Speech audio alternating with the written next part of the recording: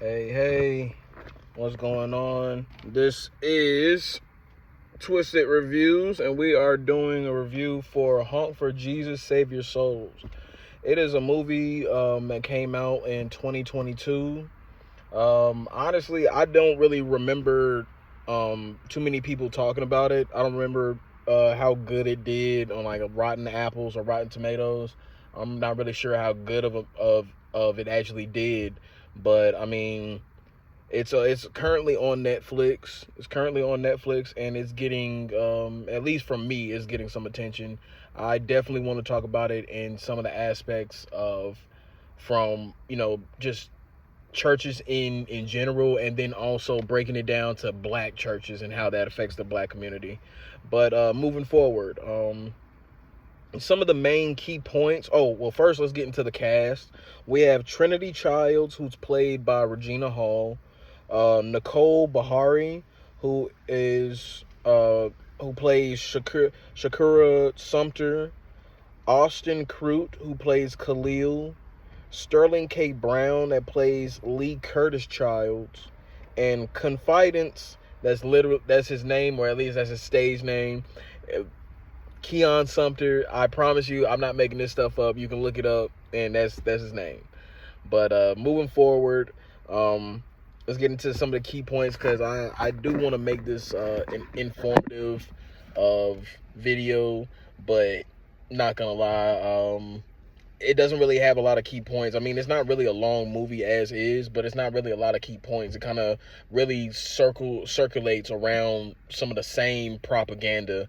One of the first things being allegations. And a lot of times when it comes down to a church, whether they're doing good or even if the church isn't doing good, regardless, there's, allegations that come with that. And sometimes they could be sexual. And in this situation, it is a sexual allegation between Sterling K. Brown and him with young black men, mainly men that are outside of the illegal phase. And so that's the reason why, if you watch the movie, there's a scene where Trinity, Regina's character, gets confronted by a former congregant, and she's saying, "You sticking along with that man? He found a loophole. He found a loophole. This, that, and the third." And it's like, you can probably guess, with it being that the age that it was showing that he was going for certain aged men. He was going for 18, 19, 20. He was going for young men.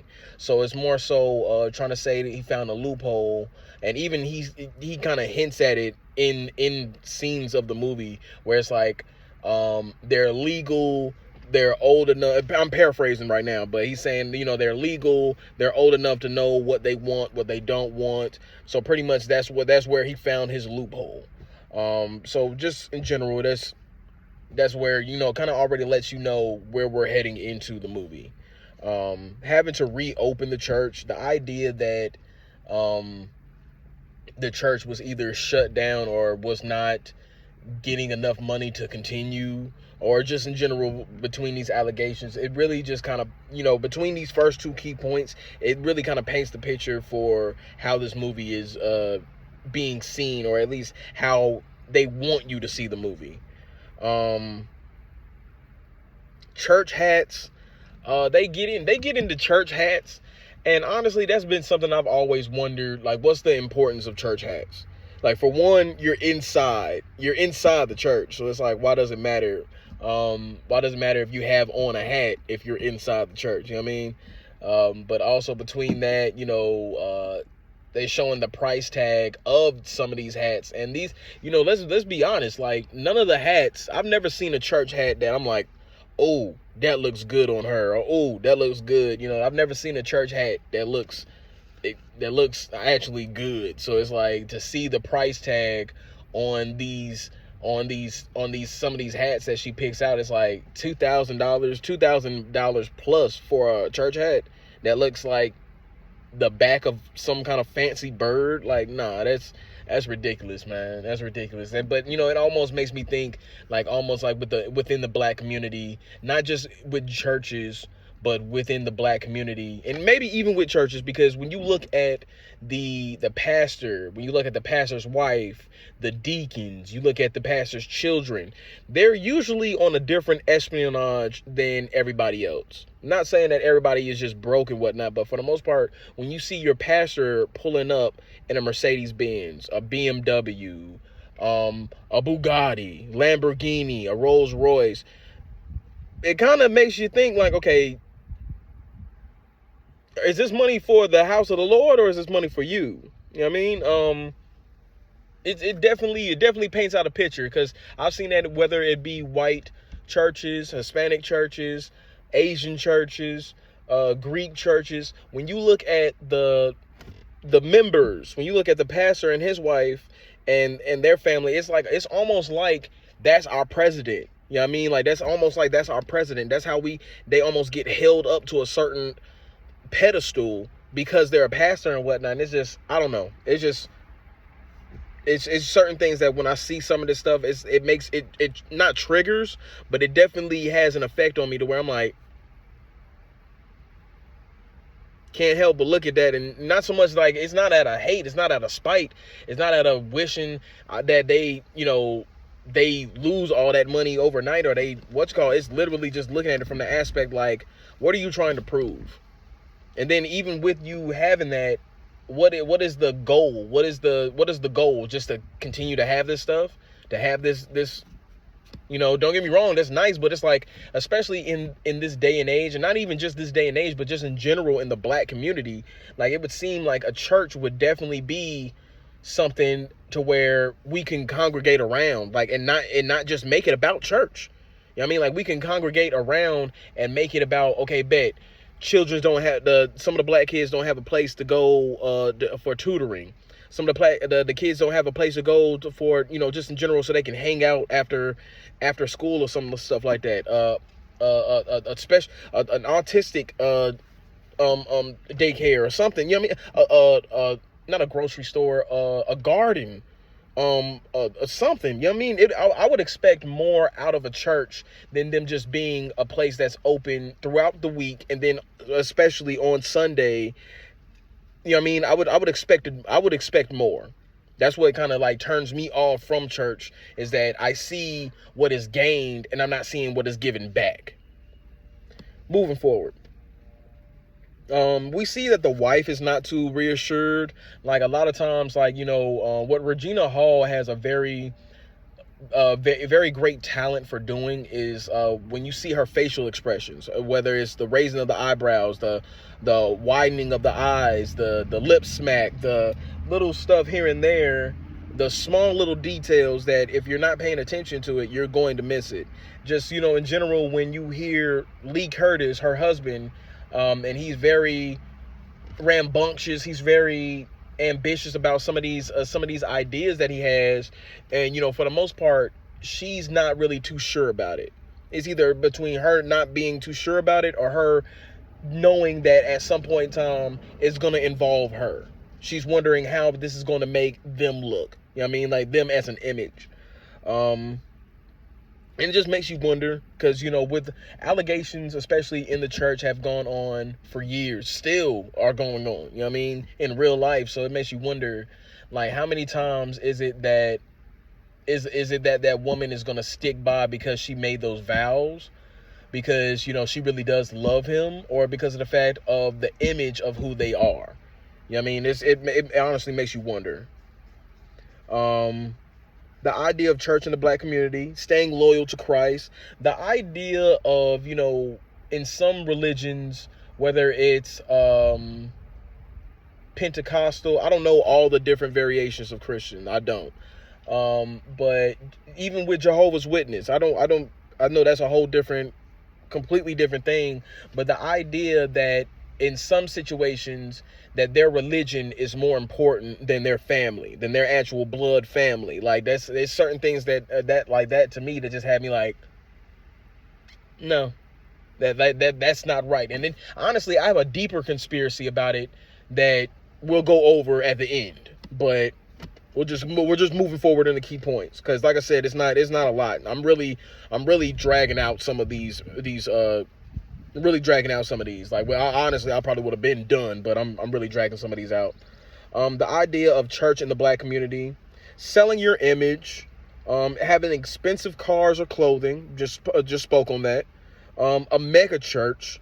Honestly, even when it comes down to the idea of a mega church, I'm not saying that I want to see people do bad, but it's the idea that it's like, okay, bet, when you have this mega church, instead of you maybe breaking down this church and maybe having maybe like a set of people over here, maybe a set of people over here, like maybe a set of people over here, and then y'all take turns preaching at different churches. Y'all have opened up about 4 different churches, smaller churches, not no mega church. Y'all opened up about four smaller churches, and then boom, y'all rotate every Sunday, every Wednesday, every Tuesday. Y'all rotate which church y'all gonna be at, and y'all put it in the communion board. Put it somewhere to where it could be spoke on. Make a Facebook page and talk about it.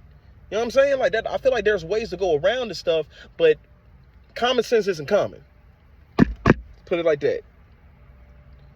The idea of putting on a show, that's been another reason I stopped going to church. My mother gave me the chance, gave me the opportunity, gave me and my siblings the chance that once we hit like 18, 19, we don't have to go to church anymore if we don't want to. Mondoos gave us that decision. And honestly, we said, honestly, even though we had that decision for a good, like I would say like another year or two, we still went to church. But then I stopped going. I was the first of the siblings to stop going to church. I was the first to stop going. And one of the things that upset me is that I felt like church was a show. Y'all putting on a show at this point. Like you're jumping around, you're dancing around, you're cracking jokes, you're bringing up stuff from your past. At this point, it feels like a show. It feels like a show. Like you're trying to use different slang, that's popular among the younger kids now, and trying to you're trying to show that you're hip, you're cool. Like it's like that's not. I don't feel like that's what church is. You come to church, you come to talk about some deep stuff. You come to talk about the congregate, to get together and let's talk about the stuff that's in the Bible. Make a real life representation of what's going on in real life, and maybe make an example, make a correlation to something. I'm not here to laugh. I mean, if the situation is just funny, then the situation is funny. That's different than you purposely trying to find something that's going to make somebody laugh. That's different. That's totally different. David was running from so-and-so, and he stepped in this pile of poo. No. Did David beat Goliath or not? Get to the point. You know what I'm saying? Get to the point. I don't care about none of that. Get to the point. Also another part that is prevalent in real life. Shady talk in the church. And I know, especially in the black community, and maybe even in the white community, I don't know. I'm not in that community, so I can't speak on it. But in the black community, I've seen it firsthand where you had, the fake smiles, how's everything going? I hope you got enough money to pay I hope you're working enough to pay your light bill. Doing the little fake shit like that and whatnot. Like I've seen that firsthand and whatnot. So definitely that was a key point that I wanted to talk about in the movie, because literally this movie covers every kind of variation or iteration that you can think of. Well, not every, but almost every iteration that you can think of in the black community. This movie covers it. The definition of what a sinner is in a scene where you have Sterling K. Brown, he's by himself. He actually speaks on the idea or the definition of a sinner, and he speaks on, he's speaking on the allegation, and he's saying, I may be a sinner, but I am not a criminal. And I found that ironic. I found that definitely to be something worth talking about. Definitely something worth talking about, because what's the definition of a sinner? You know what I mean? I'm not asking, or I'm not, about a projector or anything, but it's like the idea of what a sinner is. A sinner, the idea of, or at least me paraphrasing what I think a sinner is, somebody who hasn't really turned their life over to Christ, or somebody who is doing bad things that they know is bad things. You know what I mean? But I don't know. I don't know the true definition of a sinner, but I found that ironic. Him saying he is a sinner, but he's not a criminal. It's like, is there a double-edged sword, or is that just a really thin line? You know, but and then towards the end, we see the wife giving up. Towards the end, especially in the scene where we see one of the people who is proposing the allegations is a character named Khalil by Austin Crute. Well, his name in the movie is Khalil, but his real name in real life is Austin Crute. But there's a scene where Khalil shows up, and the irony that Sterling K. Brown is trying to get a little bit of attention for his church. They're trying to open up at a certain time. So they're literally on the side of the road with a Honk for Jesus sign. And the idea, what makes it ironic, is that Khalil pulls up to the sign, pulls up to them, and he parks his car. Or whoever he's riding with, they park their car. And all of a sudden you hear all these honks. So they're honking, right? So it's the irony that it's the honk for Jesus, but they're not honking for Jesus. They're honking for another reason. And there's a scene where Khalil confronts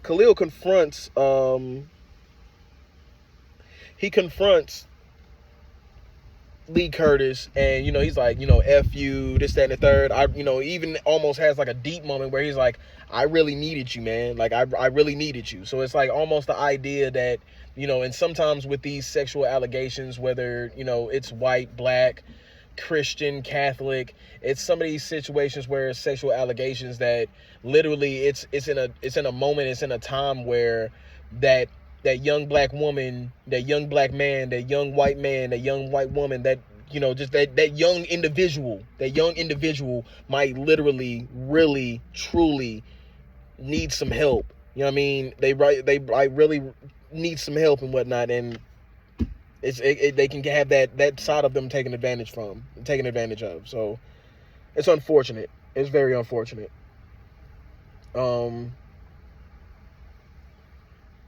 Times where the church members or his wife want to speak about how the production team is making him look. There are two scenes. I believe that there's more, but there's two scenes that I'm going to bring up. There's one scene where in the beginning, when they're sitting in these royal chairs, I wanted to bring that up anyway, because the idea that sitting in these royal chairs, it kind of brings up to what I was talking about earlier, where kind of putting that family, the pastor and his family, and the deacon and his family, essentially putting them up on a pedestal. Because when you see like they're sitting in like these royal chairs and whatnot, it's like, I don't know, but it pretty much just kind of goes back to what I was saying. But times where the church members, they want to speak about this stuff, and there's a moment where Lee Curtis walks off and Regina is still sitting, or Trinity is still sitting in the chair, and she pretty much just, she's talking to one of the camera lead ladies named Anita, and she's like, Anita, just want to make sure that we're making him look good in the best light, like not trying to make him look bad, and stuff like that. And then when he shows up, they're pretty much kind of like, yeah, no, we weren't talking about anything, like, so that, and then that happens again when he discusses his devout members, the members that never went anywhere, that they stayed true and loyal to him, that there was a woman that had a young daughter, and there's a woman that had a young daughter, and when she's bringing up the competition church, and whatnot, it's just the idea that all of a sudden, once she brings up that name, all of a sudden, here comes Lee Curtis. He's like, oh, what are we talking about? What are we talking about? So it's just, I don't know. That's something that I thought definitely was a key point, because maybe it's a sign of insecurity, or maybe just wanting to make sure that his people are loyal to him, and then that still could fall in the line of insecurity. But I also, last but not least, I'm gonna speak up about my conspiracy theory with religion, and then but first we're gonna bring up this idea right here, and this kind of goes back to the shady talk in church, because at one point in time there, you have Lee Curtis Childs and Trinity Childs that have a mega church. but they have a competitor. They want to open up on Easter. They want to open up on Easter, the great big scenery, nice big scenery and whatnot. Oh, there's another point I want to talk about as well. I forgot to write this down. But they want to open up on Easter, and they come to find out that their competition, another mega church played by Nicole Bahari, who plays Shakura Sumter, and Confidence, who plays Keon Sumter, the Sumters, Pastor Sumters, and they're wanting to open up on Easter as well. And when the Childs go talk to the Sumters, it's a lot of casual disrespect, especially between the women. Like you have Regina, who is being Regina Hall and Nicole are really the real main characters in that scene, because it's really them two talking. And it's kind of like you kind of feeling the tension that can be cut literally with a knife. It's the casual disrespect. Another scene that I want to talk about before I bring up my conspiracy is that there's a scene where Lee Curtis Childs is trying to he's trying to get like his speech ready for when they do open up the church. He's trying to get prepared. He's trying to get in his best mental preparedness, and he's having a hard time. All of a sudden, there is a former congregant who is doing community service. He walks up to Lee Curtis and tells him how, that he's doing a great job, great that they're reopening, and that, it really helped him in a time, when he was locked up and stuff, that it really helped him. And it's like in that moment, that was honestly, that was the deep moment. That was the key moment of that whole movie. That's what we're going to start doing. From here on, we're going to bring up the key moments of the movie. Like, we have key points, but the key moment where it's like, that's what this movie is about.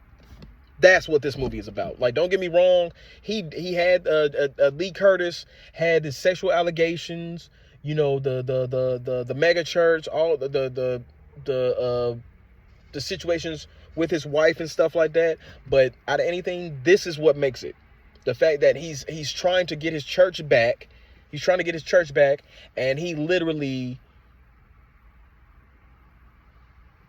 having somebody who just come out of nowhere and tell him, hey, look, thank you. You're doing great. You're doing good. That was the key point of that movie, because in a moment, and what made it ironic is that that's the key point of that movie. But in a moment where after he had got that he had spoke with that young brother and whatnot, that young man, when he had spoke with him, he was ready. He was motivated. He got back up on that pew in that pulpit. He got back up on that pew, and he started really giving his all. But in this time, it's like literally this is around the time when Regina, her character, was starting to come down. Like she stopped caring as much. You could tell she wasn't caring as much and whatnot. So she's literally telling him, like, I guess we have some more practice to do. And he's like, that was everything right there. That was it. I just gave everything. And she, to hear something to where it's like, imagine you telling somebody you're giving your all and they're telling you that wasn't good enough. So, but all in all, I'm a big fan of conspiracy movies. I'm a big fan of movies that have a deeper meaning. Honestly, I wish that the movie would have had a little bit more depth to it.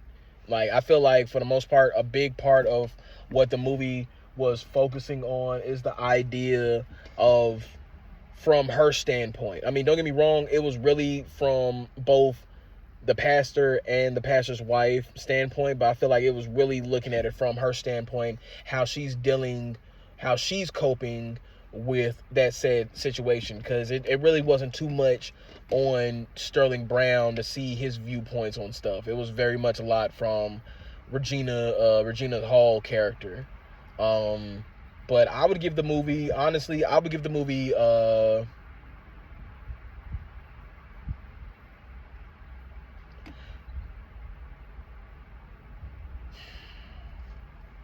I want to say I'd give the movie a 7. But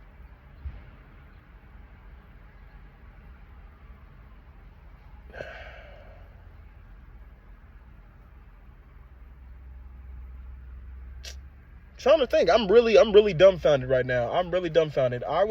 Let's go ahead and say that. I give the movie a 6. We'll give the movie a 6. Now, ladies and gentlemen, this is the part that when it gets deep. If you're not ready for conspiracy theories when it comes down to black people and religion, then just move forward or, just click off.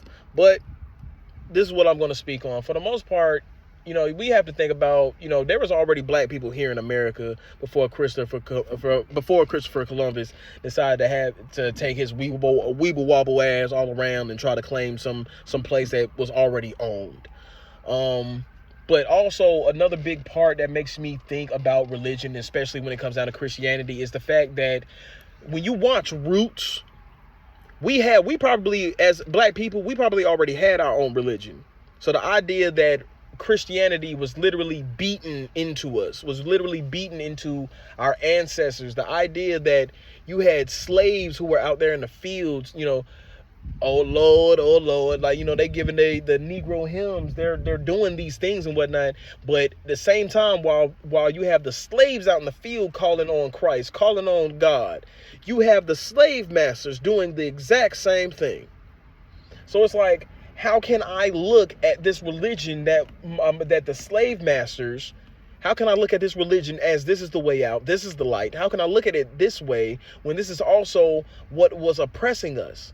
There were portions in the Bible, in Bibles that they don't make no more.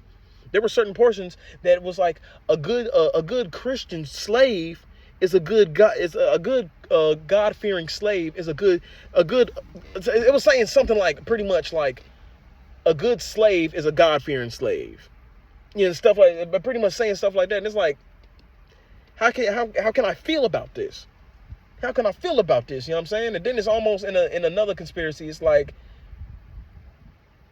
the fact that you have to go to school for some of this stuff. That you know what I mean? It's, I don't know. I'm gonna leave it at that, because my conspiracies for it go a lot deeper. But I'm gonna leave it at that. I'm not gonna let this go into a 30-minute runtime. But I'm gonna leave it at that.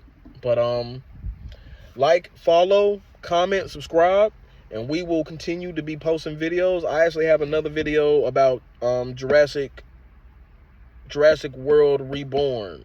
I actually have that video in saved, so it's gonna be coming out soon. Probably gonna be coming out tomorrow. All right, love, peace, chicken grease. Y'all stay smooth, stay hydrated.